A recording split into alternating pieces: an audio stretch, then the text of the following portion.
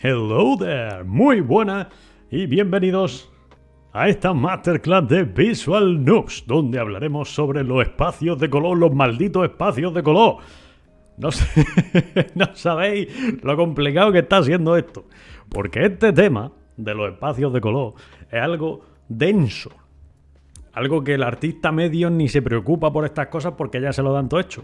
Pero es una parte de la teoría que es muy importante. Que se entienda por lo menos superficialmente. Tampoco creáis que yo soy aquí un maestro colorista, ni un científico, un colocientífico, ni nada por el estilo. Yo sé lo justo.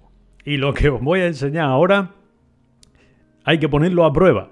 Y hay que llevarlo un paso más allá. Yo os voy a dar la base hasta donde yo entiendo. Y luego, en la llamada de después, cuando nos juntemos todos, vamos resolviendo las dudas que salgan si es que conseguimos resolverlas. Porque ya os digo que este tema es algo denso y espeso. Pero bueno, he hecho lo que he podido. He preparado un PowerPoint que creo que simplifica el proceso, qué significa cada cosa y para qué sirve y eso. Y haremos también unas cuantas pruebas ahora después con Blender, Photoshop, Houdini y Nuke. Y no he puesto más porque tampoco creo que me dé mucho más tiempo. Pero bueno, para que veáis que el tema este de los colores se repite en todos los programas. Bien. Bueno, antes de nada, antes de arrancar, os recuerdo que en el Discord, en el servidor, en el canal de preguntas y respuestas, podéis ir poniendo las cosas que os vayan surgiendo, que se os vayan ocurriendo durante la Masterclass y luego en la llamada vamos comentándolo. Venga, vamos al lío. Dentro del PowerPoint. Ahí lo tenéis. Mira qué portada, ¿eh? Visual Noobs, espacios de color. Bueno, ¿recordáis en la Masterclass anterior qué eran los espacios de color? Dijimos que... esperad un momento que me he equivocado de pantalla. Aquí. En 1931, la Comisión Internacional de Iluminación mapeó los colores que podía percibir el ojo humano. Y eso pues pasó a ser convención con el nombre de CIE 1931-1931. En esta forma se representan, en teoría, todos los colores visibles para el ojo humano en un eje horizontal y vertical, en una gráfica de 2 dimensiones. Y comentamos por encima, en la última Masterclass, que el problema es que los dispositivos, las pantallas, los móviles, los ordenadores, todo esto, por las propias limitaciones técnicas no consiguen plasmar el 100% de los colores perceptibles por el ojo humano. En 1996, Microsoft y HP se juntaron para hacer un estándar, una norma, que todos los dispositivos deberían cumplir a partir de ese momento. Que era este triángulo de colores, este rango de colores, este espacio de color llamado sRGB. Este espacio sRGB veis que es mucho menor que lo que pueden ver nuestros ojos. El punto rojo máximo, el punto verde máximo y el punto azul máximo no se acercan, salvo el rojo que sí está un poquito más cerca, no se acercan al extremo de los colores visibles. Por tanto, los elementos que nosotros vemos en nuestros monitores, en nuestros móviles, los dispositivos que cumplen con este estándar sRGB nos muestran un abanico de colores mucho menor del que podríamos visualizar.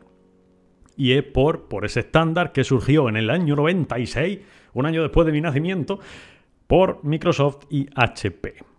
Y esto estaba pensado en los equipos de aquella época, especialmente en las pantallas CRT, los monitores de tubo, de esos que pesaban un montonazo.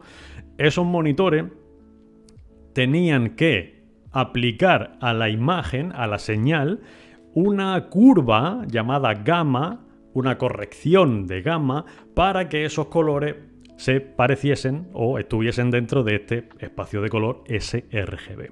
¿Qué pasa? Que luego salieron las pantallas LCD o los monitores que tenemos hoy en día, que son mucho más avanzados, y esto en teoría ya no haría falta, pero como no hemos quedado con ese legado de los monitores antiguos, esa corrección de gama, esas curvas siguen estando por ahí, siguen dando el follón. Los que trabajéis en composición, pues seguro que habéis visto por ahí gama 1, gama 2,2, 2,4, 2,6. Pues es esto, corregir la señal que te viene para que tenga un aspecto determinado en la pantalla, un aspecto que se adapte a las convenciones y a los estándares.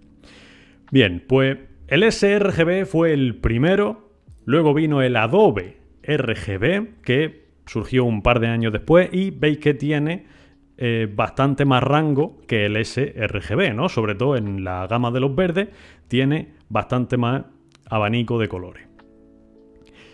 Esto surgió como un intento de rebatir el sRGB porque decían, mirad, tenemos mucho más rango de colores que vosotros, ¡ja, ja, ja! Queremos el nuevo estándar. Pero el sRGB ya se quedó fosilizado, se quedó estancado y ese ha sido el estándar que ha permanecido hasta el día de hoy. El Adobe RGB lo veis especialmente en fotografía y si habéis trabajado con Photoshop seguro que habéis visto esto de Adobe RGB apareciendo por algún lado, pero no ha llegado a ser el estándar potente que sí es el sRGB.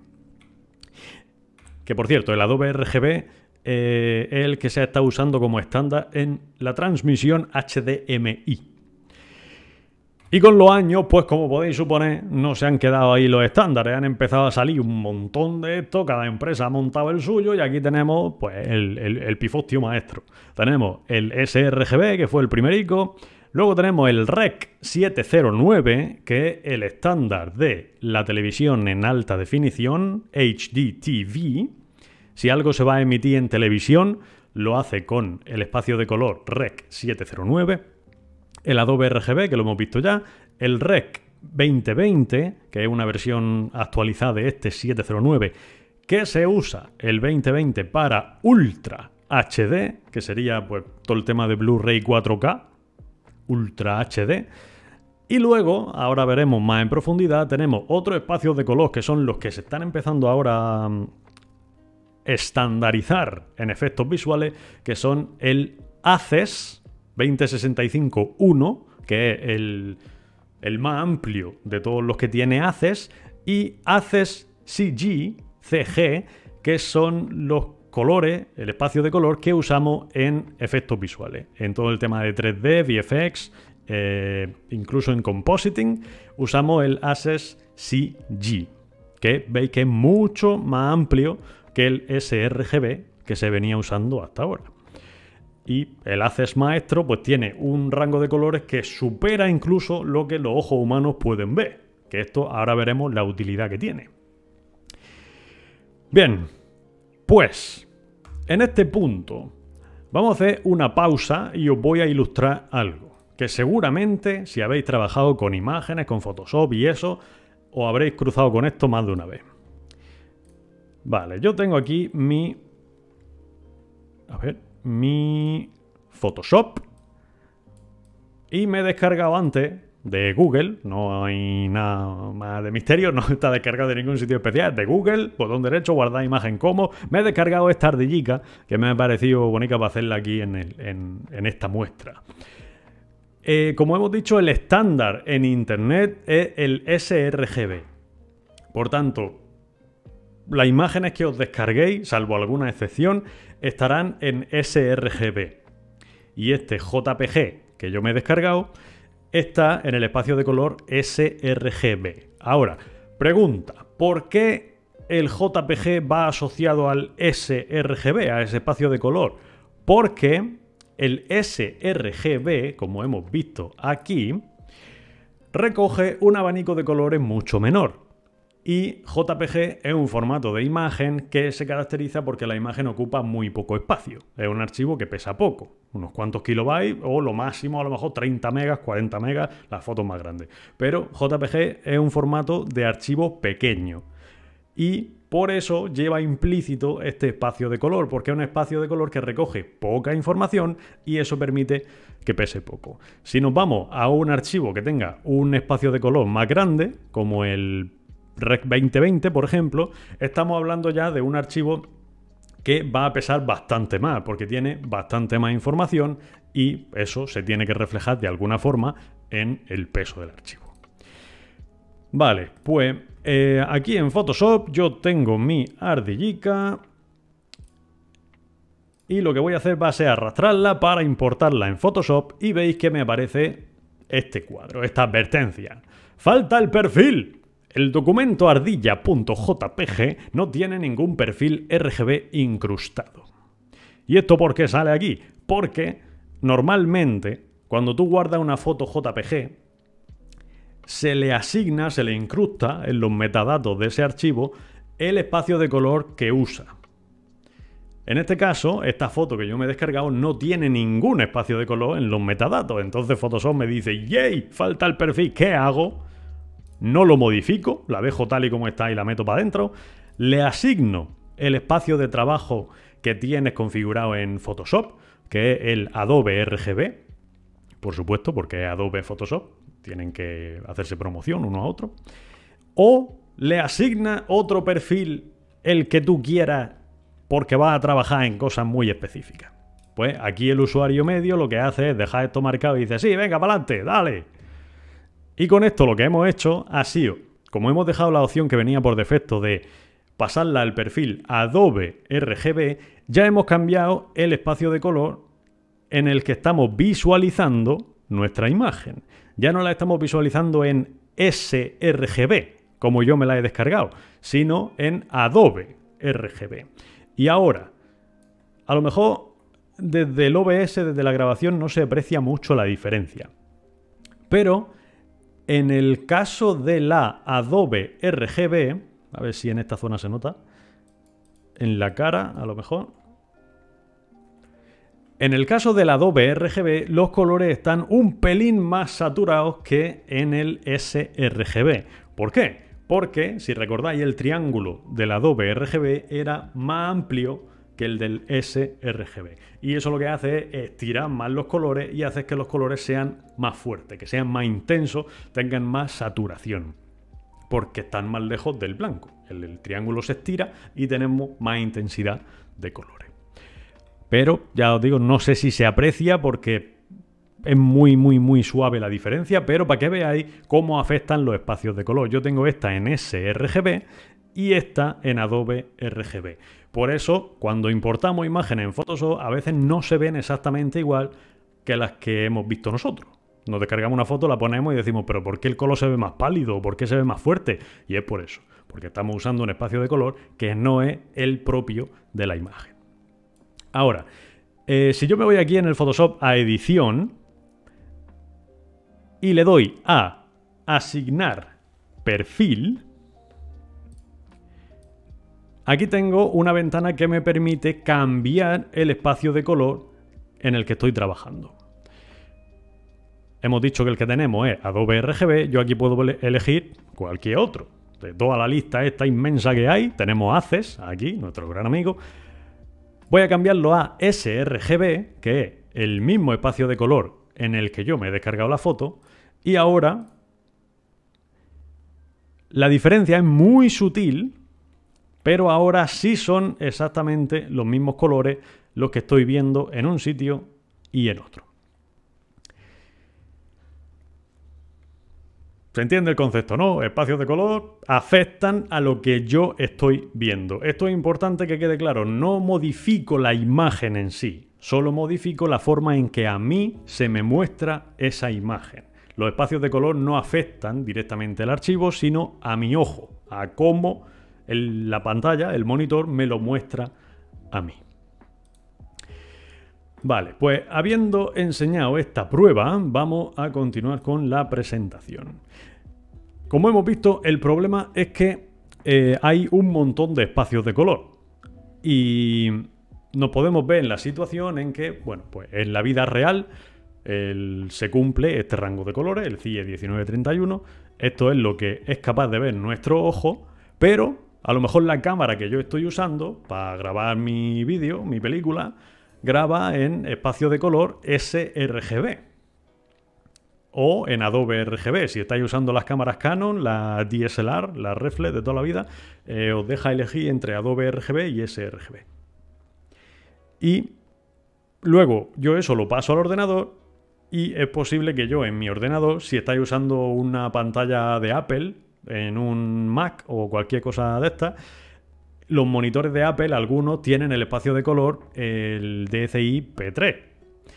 Eso implica que los colores que yo estoy viendo no van a ser los mismos que yo he grabado ni los mismos que yo estoy viendo con mi ojo en la vida real. Entonces tenemos ahí un problemón porque estamos mezclando un montón de espacios de color y el resultado no se va a ver como nosotros queremos.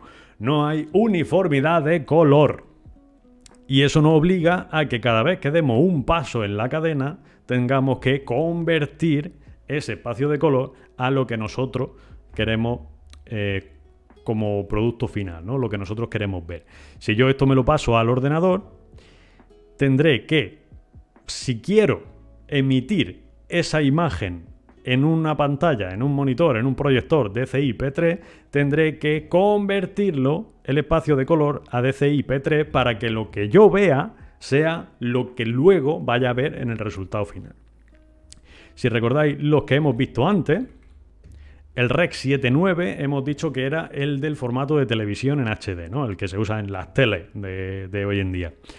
Si yo estoy trabajando en un cortometraje, por ejemplo, o en una serie que va a ser emitida en televisión, yo tengo que trabajar esa serie en el espacio de color Rec 709 para que lo que yo vea mientras estoy trabajando sea lo mismo que vea luego el Francisco que está sentado en su sofá viendo mi serie. ¿Se entiende ese concepto, no? Yo tengo que trabajar en el espacio de color que vaya a tener el usuario final, para que lo que yo haga sea lo mismo que vea ese usuario final, ese Francisco o esa Conchi que están sentados en el sofá viendo la tele.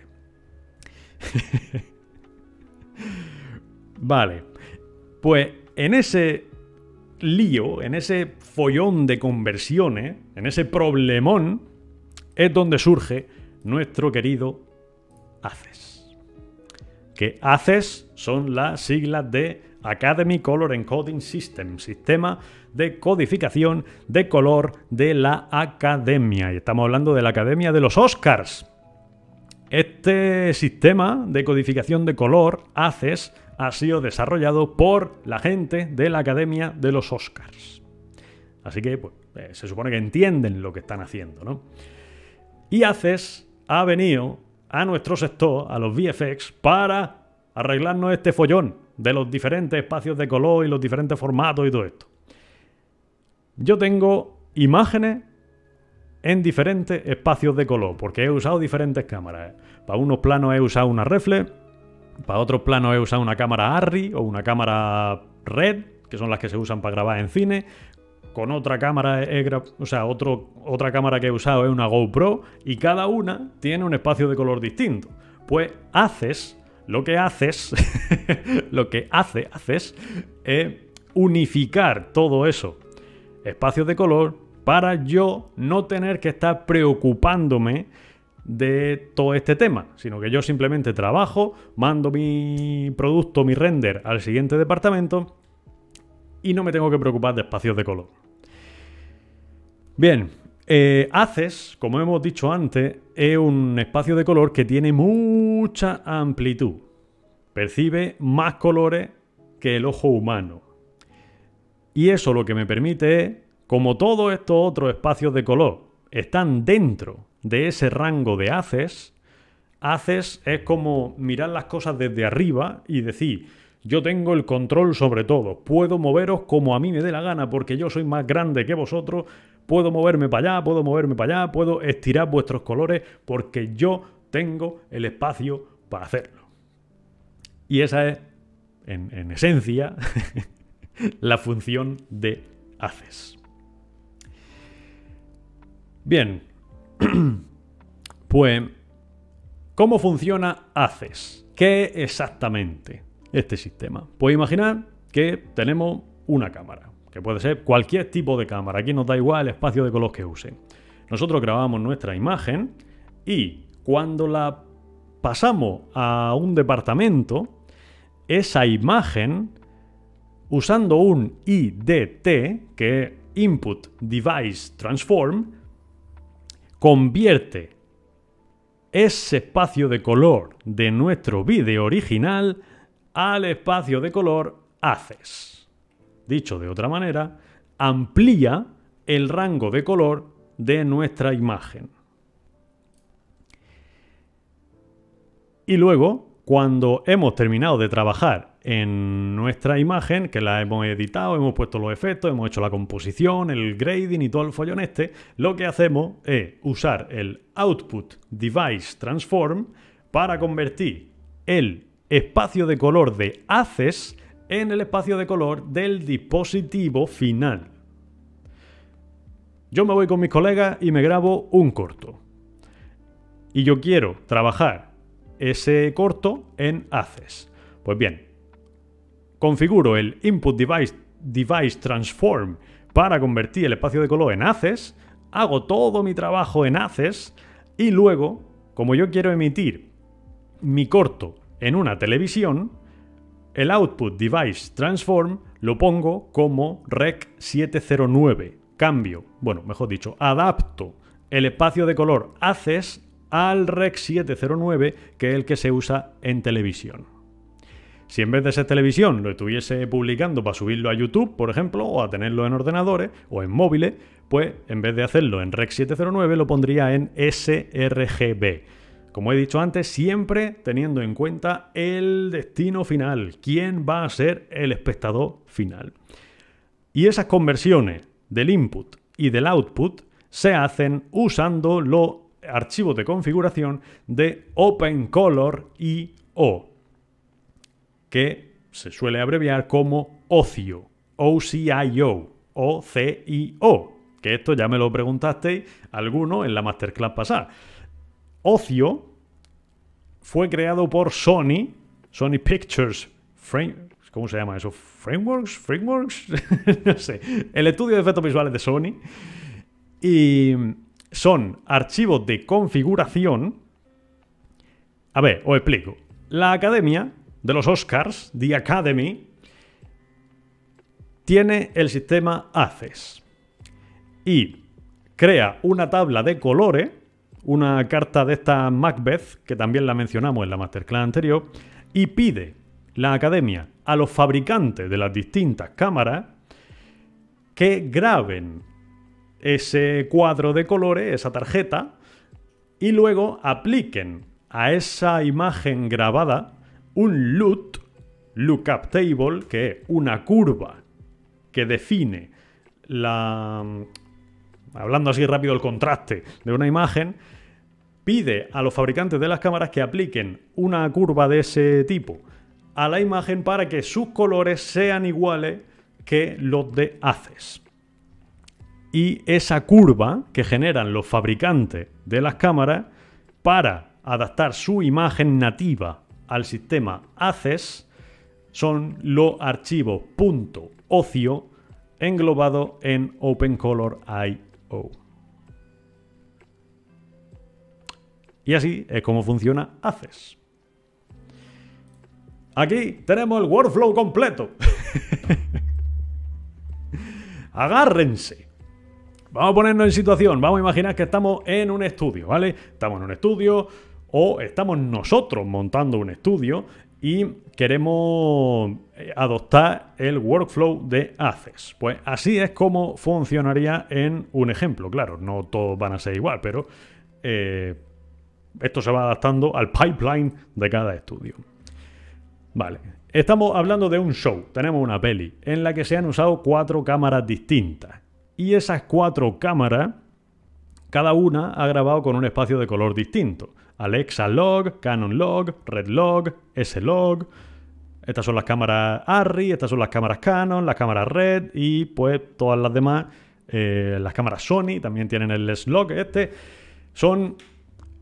Si habéis usado fotografía o habéis grabado imágenes en vídeo y eso, habréis visto que cuando usáis el log, lo que hacemos es una curva logarítmica que hace que la imagen se vea muy pálida, muy sin fuerza, muy plano todo. Y eso se usa para almacenar para almacenar la mayor cantidad posible de información y de luz en un archivo. y luego esa curva tú la contrarrestas y tienes toda la cantidad de luz del vídeo original, pero adaptada a ti para que se vea bien. No sé si me explico, pero bueno.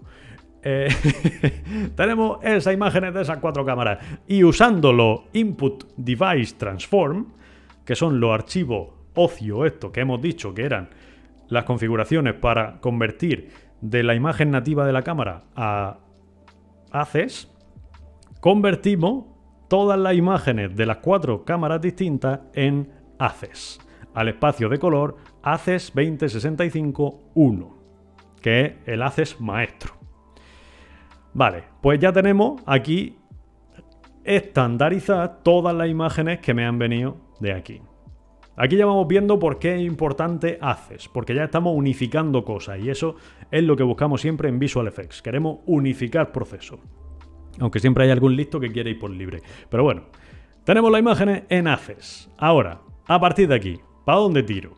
Pues, teniendo yo esas imágenes con el espacio de color ACES, mando esas imágenes a edición, que sería el departamento este de aquí. Se me ha olvidado poner el título, pero bueno, esto sería edición.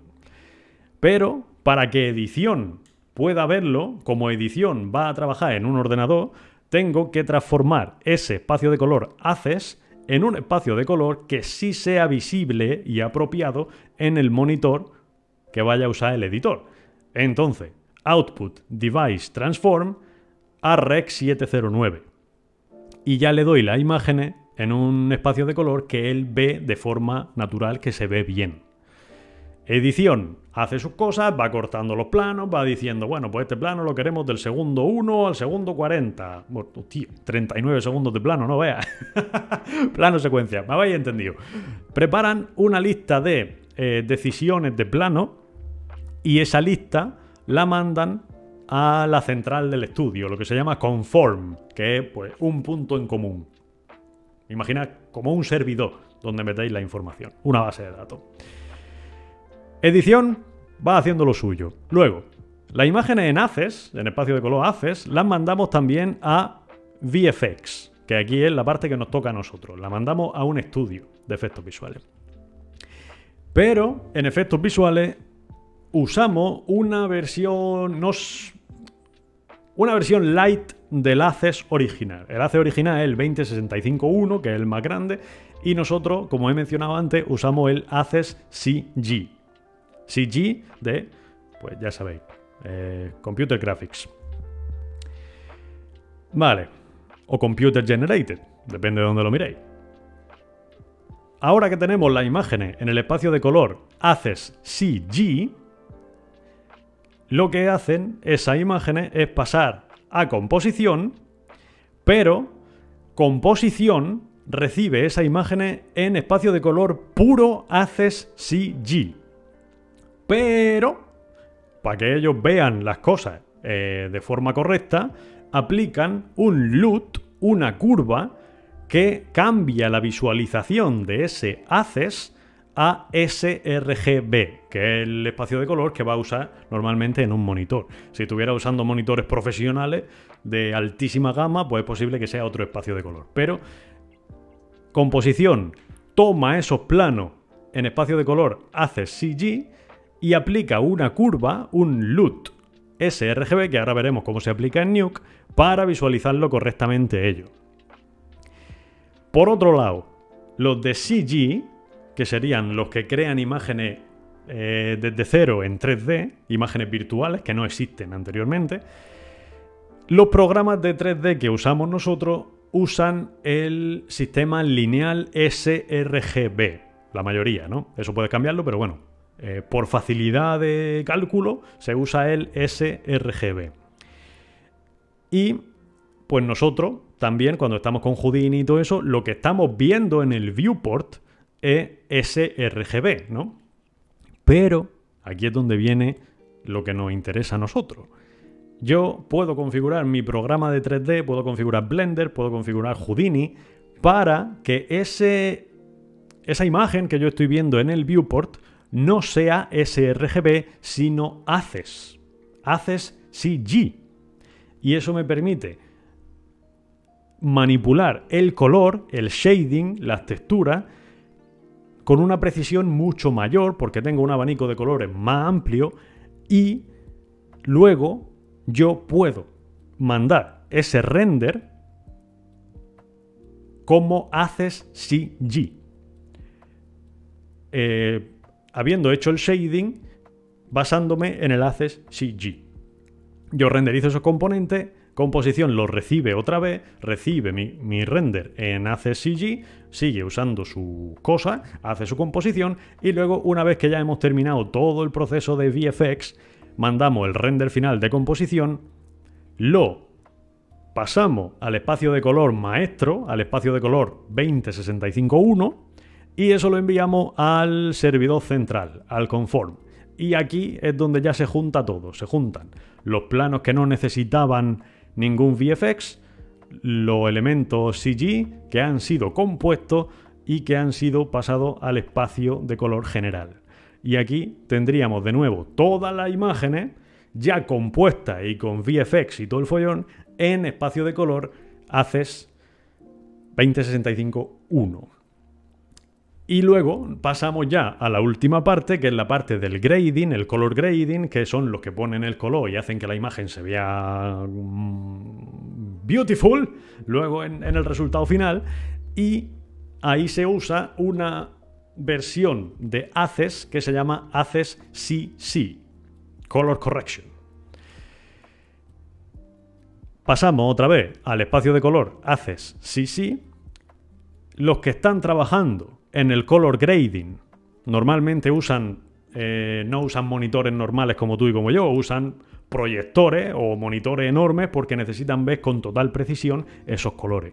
Pues como el espacio de color que usan esos proyectores es DCI P3, pues ellos visualizan la imagen que han recibido con un LUT DCI P3 para ellos verlo cómo se verá luego en los cines, porque los proyectores del cine, las proyecciones de cine digital, usan el espacio de color DCI P3 también.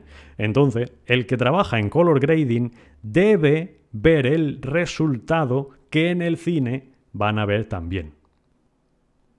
Pero el de grading no modifica la imagen, solo aplica una curva en su viewport para verla como se verá en el cine.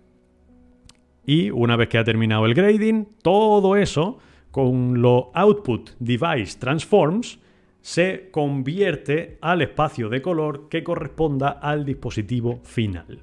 Como hemos dicho, para cine sería el DCI P3, para televisión en HD sería Rec 709, para Ultra HD sería el Rec 2020 y para archivarlo, una vez que ya has terminado la película, que la has distribuido y todo el follón, los estudios y las productoras archivan esa película, ¿no? Y se archiva con el espacio de color Access 2065. Y ahí se queda hasta que dentro de 20, 30, 40 años a alguien se le ocurra hacer una versión remasterizada de la película y pues recurra a esos archivos. Y ese es el workflow de Access. Así es como funciona todo esto. Cogemos las imágenes de la cámara, las convertimos, unificamos todo usando el espacio de color Access y lo convertimos en el punto final según quien lo vaya a recibir. Vale, esto ha sido bastante denso, pero creo que lo he explicado de una forma más o menos clara para quien esté interesado en estas cosas. Ahora, vamos a pasar ya a nuestro software.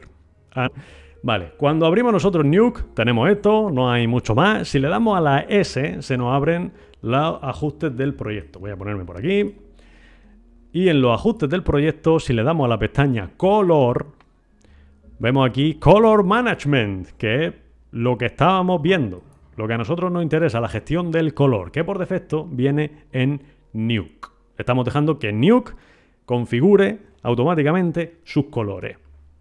Aquí arriba, en esta pestañica que tenemos aquí, que pone por defecto sRGB, este es el espacio de color que estamos mostrando en nuestro viewport. aquí en lo que nosotros estamos viendo en la pantalla, ¿no? Ahora, tenemos Rec 709, Rec 1886 y pues esos son los que nos vienen por defecto en Nuke. Pero si yo aquí en el Color Management cambio de Nuke a Ocio, que esto ya viene instalado en Nuke, esto en las versiones nuevas ya viene configurado, no hay nada que hacer, le damos a Ocio y ya veo que me han cambiado aquí las cosas. Y aquí sigo teniendo sRGB, pero me pone Default. ¿Por qué? Porque en Ocio Config sigo teniendo Nuke Default. Ahora, yo cambio aquí a ACES 1.2 y aquí es donde empieza lo interesante. Cambio a ACES, se me cambia todo, aquí ya me pone sRGB ACES y ya estaría trabajando en Nuke en el espacio de color ACES. Ya está. A partir de ahora, todo lo que yo vea aquí en el viewport, en mi pantalla, estará adaptado con esa curva que os decía a sRGB, pero estaremos trabajando en el espacio de color ACES. No tendremos esa limitación del sRGB, ahora estaremos en el ACES, pero yo tengo que verlo de forma que mi monitor lo digiera bien, ¿no? Entonces tengo que pasarlo a sRGB aquí. Vale, voy a hacer una prueba. Esto no sé si va a funcionar o no, pero bueno, voy a probarlo.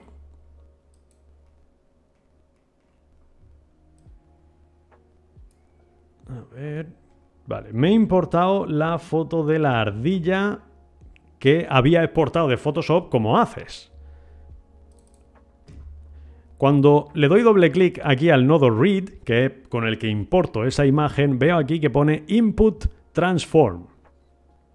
Eso es el Input Device Transform del que hemos estado hablando antes de ACES, el IDT. Que, si veis aquí en la descripción, dice LUT, usado para convertir este archivo a los valores internos usados por Nuke. Entonces yo le tengo que decir aquí a Nuke qué tipo de codificación de color tiene esta foto de la ardilla que yo acabo de importar. Pues como yo la he exportado como ACES CG, la pongo como Compositing Linear y en teoría ya estaría trabajando con mi imagen en ACES. Y pues se ve raro porque los colores se modifican obviamente cuando cambias de un espacio de color y otro, ¿no? Pero si esta foto viene en ACES, yo en el Input Transform la pongo como ACES. Vale. Ahora nos vamos a Houdini. Y a ver qué utilidad tiene esto en Houdini. En Houdini la cosa es algo diferente. Ocio ya viene instalado en Houdini, pero por defecto no viene integrado en el programa. Tenemos que activarlo nosotros por nuestra cuenta. Aquí tenemos nuestro viewport. Si me voy aquí en la barra de la derecha hasta abajo al icono este del ojo, le doy botón derecho y activo Color Correction, veo que me salen varios parámetros de, bueno, canal rojo, verde, azul, alfa, puedo cambiar también el brightness, el contraste, la exposición y la curva de gamma. Voy a crear una simulación de Pyro muy simple con la Self Tool. Voy a darle a Bonfire y a Enter. Y voy a darle al play unos cuantos frames para que se vaya eso cuajando y a ver lo que podemos hacer con esto. Ahora mismo Houdini está trabajando en modo lineal y lo que yo estoy viendo está en sRGB, ¿vale? Pero, como os digo, tenemos que configurar nosotros ACES manualmente en el archivo de configuración de Houdini para ver aquí los resultados, porque ahora mismo no tengo nada, ¿no? Vale, ¿cómo hago yo eso? Pues me tengo que ir a la carpeta de Documents. La carpeta de usuario vuestra, donde tengáis vuestras cositas de instalación. La mía es documentos, pero a lo mejor vosotros la tenéis en otro lado. Nos metemos en la carpeta de Houdini correspondiente, la mía es la 19.5, y aquí veréis un archivo que es houdini.env, que es donde establecemos la variable de entorno de Houdini. Cada vez que nosotros arrancamos Houdini, leerá estas variables de entorno y sabrá dónde están las cosas que nosotros le digamos. Aquí puedo configurar yo un editor de código externo, si trabajo como PipelineTD o algo así, y quiero usar un editor de texto externo, de código, pues yo aquí pondría el código correspondiente para que cuando Houdini se abra, sepa dónde está ese editor de texto que yo quiero usar. En el caso de ocio, la variable se llama ocio, no hay mucho más misterio. Y yo pondría ocio, espacio, igual, espacio, y aquí pondría la ruta del archivo .ocio que tenga esa configuración de haces. Y ahora, la pregunta es, ¿de dónde saco yo esa configuración? Pues en el propio Houdini ya te viene una. Que vamos a ver si la localizo, porque antes me ha costado un montón encontrarla, que no está tan difícil, pero me ha costado un montón pillarla. Vale, aquí la tengo. En la carpeta de instalación de Side Effects Software nos metemos en la carpeta de nuestro Houdini, entramos a Houdini, nos vamos a Ocio y aquí tengo yo dos configuraciones de OpenColor.io, OCIO, Config Access CG y Config Access Reference. Pues voy a probar con esta de aquí. Me copio la ruta, la pego por aquí y me faltaba el nombre del archivo. .ocio en minúscula. Vale. Guardamos con control S, o bueno, dependiendo del editor de texto que estéis usando, pues lo guardáis y ya está. Y ahora yo tengo que reiniciar Houdini para que se me apliquen esos cambios. Y ahora me estaréis preguntando, ¿por qué ha hecho entonces la explosión? El fuego este. Pues porque me he confundido y lo he hecho antes de lo que debería. Así que me vaya a permitir un momento que reinicie mi Houdini.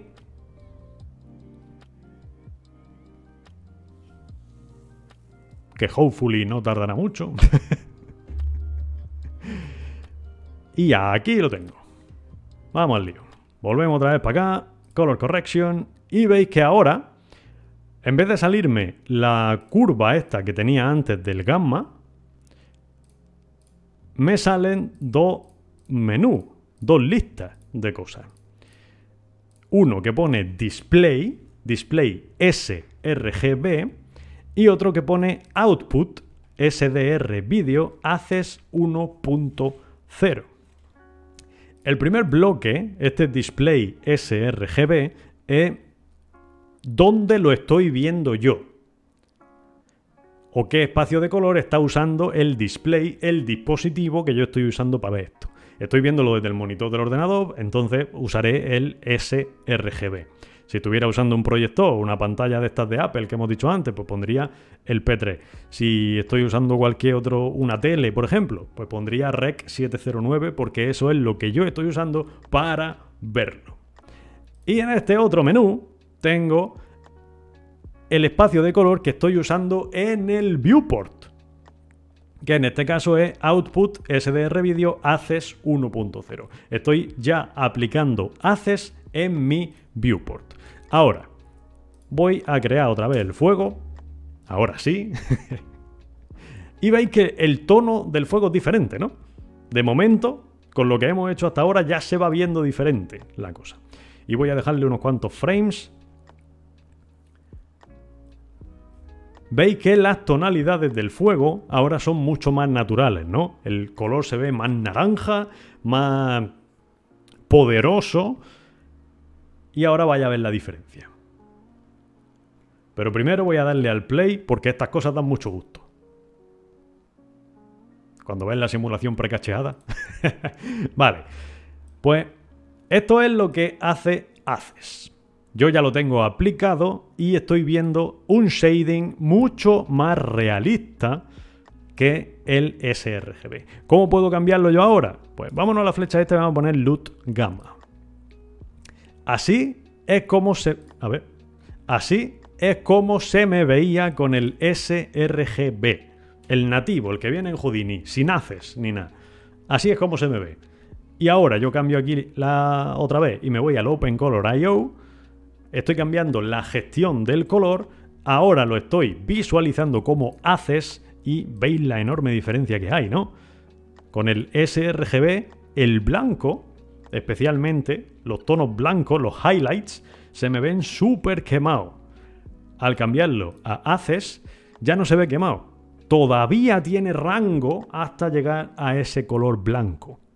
¿Por qué? Pues, como hemos visto, al usar un gamut, un triángulo, un rango de colores mucho más amplio, tengo un abanico más grande de tonos, de matices que puedo usar en mis colores.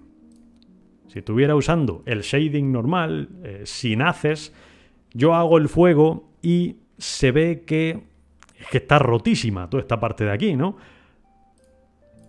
Pero hay una diferencia enorme. Por eso, últimamente, en todos los estudios, desde hace ya unos pocos años, se está estandarizando el uso de haces. Las películas que vemos hoy en día, la mayoría de las películas de alto presupuesto usan haces. Y es un look muy característico que cuando lo has visto ya unas cuantas veces te llega incluso a acostumbrar. Porque lo que hace es estirarte ese rango de colores para que las sombras no se vean tan oscuras, porque ya tienen más rango de grises, y los blancos no se vean tan sumamente quemados, porque ahora tienen más tonos de gris claro. Y, por supuesto, en mi serie favorita, la mejor serie que ha parido madre, Dark, se nota que han usado haces, y os voy a enseñar cómo se detecta. Vamos a poner Dark, era el final de la temporada 1.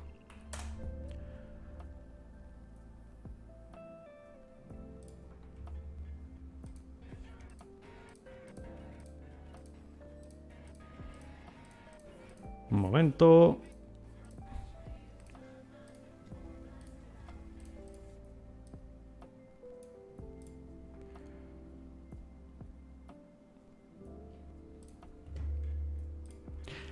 Vale, ¿cómo detectamos nosotros que una imagen está en el espacio de color haces?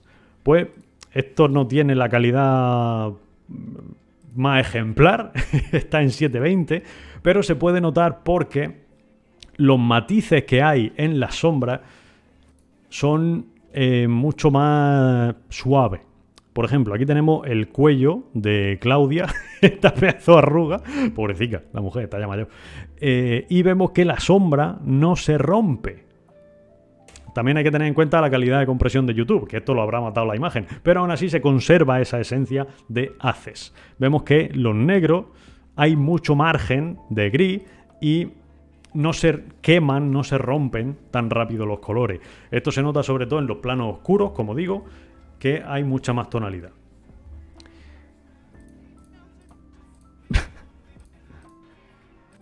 Es que no encuentro el plano preciso donde se notaba la diferencia. Pero bueno, aquí lo estáis viendo también. El color grading es bastante bueno. Y al tener más margen de colores, no llega nunca a ver un negro totalmente roto. Son tonalidades más agradables al ojo. Bien, pues creo que eso es todo lo que tenemos que ver hoy sobre espacios de color y especialmente sobre haces. Estos son los workflows que podríais adoptar vosotros en vuestros proyectos personales. Si estáis usando vosotros vuestro Houdini, vuestro New, vuestro Blender para proyectos... ¡Ay, no he enseñado lo de Blender! Ahora que lo digo. Vale, vámonos para Blender. Blender. Abrimos Blender y nos vamos aquí a la pestaña de Scene. Propiedades del render. Y abajo vemos Color Management. Gestión del color. Lo mismo del otro sitio. Y vemos Display Device, que es el dispositivo que nosotros estamos usando para visualizar. Fijaos que es lo mismo que en Houdini esto del display. Exactamente lo mismo. El View Transform es el LUT, la curva que estamos usando nosotros para ver el resultado en el viewport.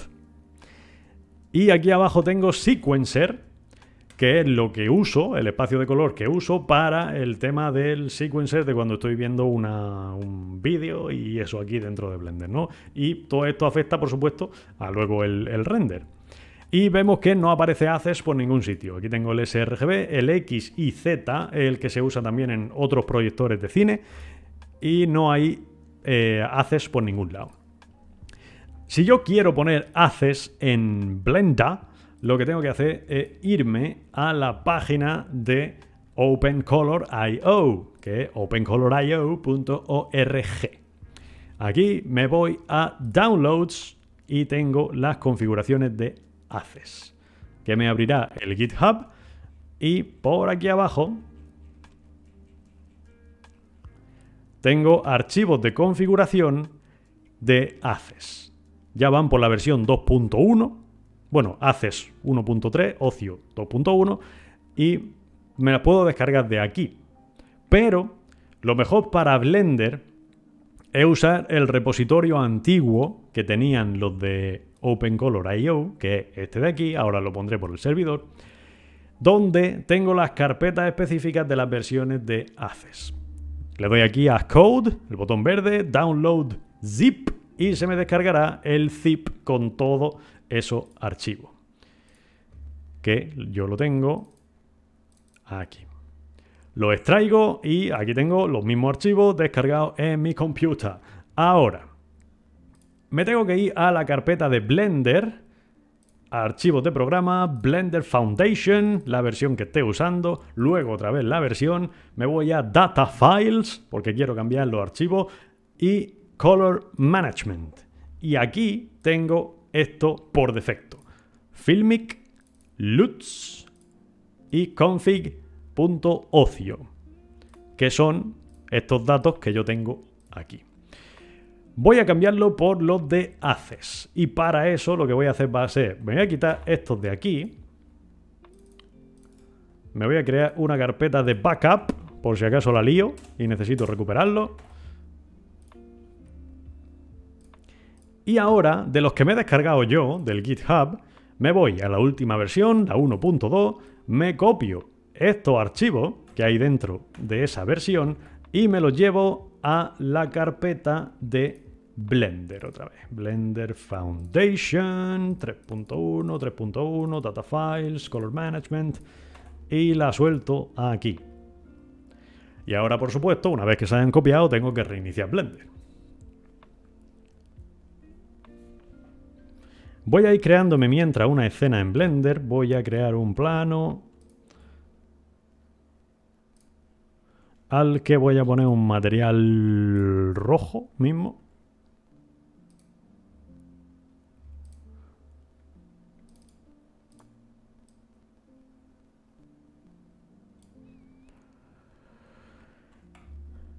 Material Preview, Rendered. Y voy a crearme también una lucecita, Point, a subirle a 150 vatios. La ponemos por aquí. Así, que produzca algo de quemadura en la imagen. Y ahora voy a crear una cámara también, porque si no, no puedo renderizar. Y vamos a visualizar la cámara y vamos a movernos por aquí. Vale. Ahí estamos. Y ahora voy a guardar esta escena, porque tengo que reiniciar Blender al haberle puesto los archivos estos de Access. Bien. Guardo la escenica y cerramos Blender. Y volvemos a abrirlo. Por suerte Blender es mucho más rápido que todos los demás programas. Abrimos lo reciente, abrimos Test, nos ponemos en Rendered y volvemos otra vez a nuestro Color Management. Y vemos que ahora me pone de Display Device Access. Está considerando que el monitor que yo estoy usando es un dispositivo Access. Que no lo es, pero bueno. View Transform. Esto es lo que yo estoy viendo aquí. sRGB. Que obviamente yo tengo que verlo de alguna forma, ¿no? Tengo que visualizarlo en sRGB. Y fijaos que no sé si apreciáis la diferencia, ya la quemazón de esta imagen no es tan heavy como lo era antes. Ahora tengo la duda yo, si cambio esto, ¿afectará en algo?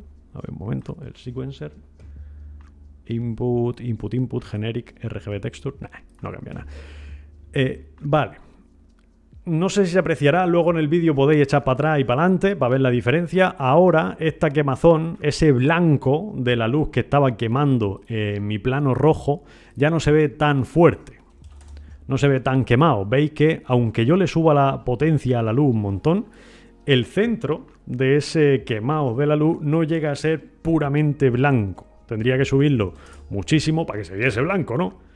Pero si me mantengo en un rango medianamente normal, tengo mucho más abanico de colores que puedo mostrar, cosa que con el sRGB no me permitía. Y eso, señoras y señores, es el misterio que tiene Access. Y ahora con el reflejo del plano este rojo parece que estoy yo encendido en ira. Bueno, pues hasta aquí la Masterclass. Espero que haya quedado claro cómo funciona. Creo que la parte de Photoshop y Nuke ha sido algo confusa. Yo también me lío con estas cosas. La teoría la entiendes, pero cuando te pones a ponerlo en práctica te lías y a lo mejor no te salen las cosas como esperabas o no funcionan como tú esperabas que funcionasen. Pero bueno, esta es la teoría y espero que haya servido por lo menos para aclarar alguna duda. Os paso ahora el enlace de Google Meet y seguimos charlando por ahí. ¡Nos vemos!